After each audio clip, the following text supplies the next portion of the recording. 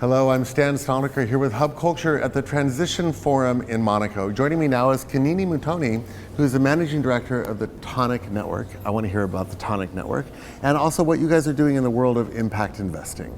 Welcome. Absolutely. Thank you so much for having me here. So the Toniic Network is a global impact investing network that has about 160 members in 28 countries. And what we're focused on doing is helping our members think differently about capital. It's not just about buying the next big yacht or buying the next riverside apartment.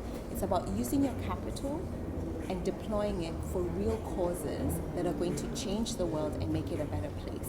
So it really is about actually using your resources to have a real impact. Absolutely, across all asset classes. It could be real estate, it could be public equities, it could be venture capital, private equity. The key thing is that the intention behind that deployment of capital is to make a social, an environmental, and a financial return. Right. So it is not philanthropy, it's about using capital in a way that brings back return, but not just giving it out. So, this idea of what we would call ESG has really moved from a little bit being on the fringe to being really at the mainstream and almost a requirement, especially for responsible investors. Mm-hmm. So do you guys vector into that new sense of responsibility? We see ESG, to be honest, as a screening tool. We see ESG as the first step, okay? We call it the do no harm screening tool. But what impact investing is the next step after ESG. Okay, so you're going deeper. We're going much deeper. ESG just prevents you from doing harm and from investing in harmful sectors. Impact investing goes much more in-depth and says, okay, we've sorted out ESG now, let's deploy capital with real depth, a real focus on depth of generating impact. So you also have other activities that you're involved in terms of investment. Can you talk about your role as the chair of the Global Investment Fund? Yes, I'm the chair of the Global Innovation Fund, and this is a fund that was set up by 4 governments about 9 years ago: the UK, the US, Canada, Australia. And what that is focused on is using concessionary capital to invest in innovations globally in the world's poorest countries.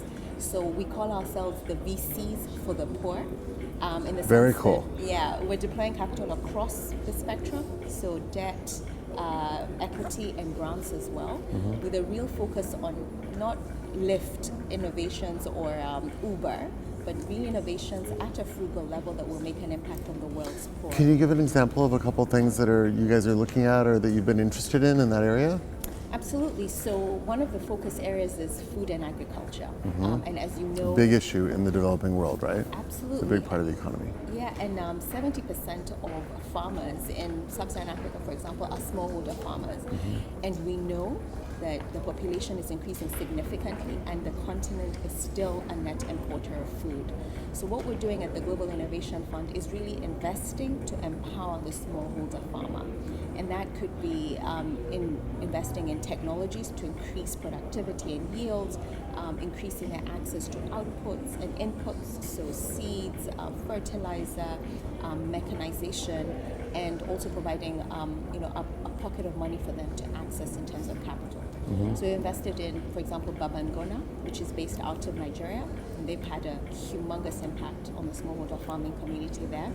We've invested in 1 Acre Fund, which is based out of East Africa. Has impacted over 500,000 farmers there as well. Does it do what it says? It gives them 1 acre?